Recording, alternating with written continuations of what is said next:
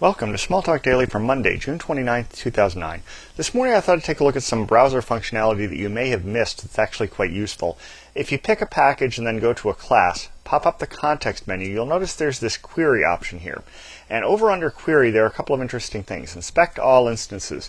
This can be useful if you think you've got instances sitting around in memory that shouldn't be there, or if you have something running, you didn't bother to inspect it when you started it and you want to grab it. So let's do that.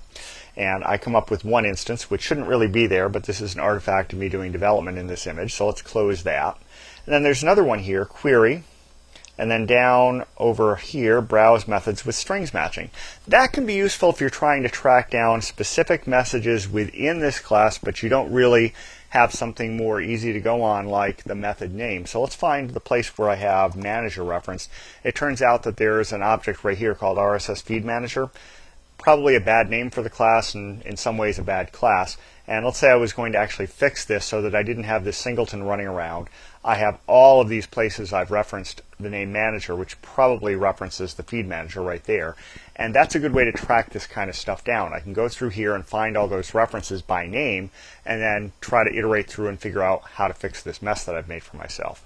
Another thing that's useful, if I bring up the context menu again, you'll find that down here I have add class probe. Let's say that you wanted to add a class probe on instance variable access.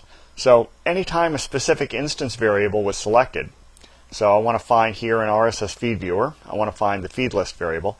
Anytime that variable is accessed, I want to have a breakpoint or a smartwatch or a simple watch, one of these things, a conditional watch. I want to generate that specific to this instance variable and its accesses.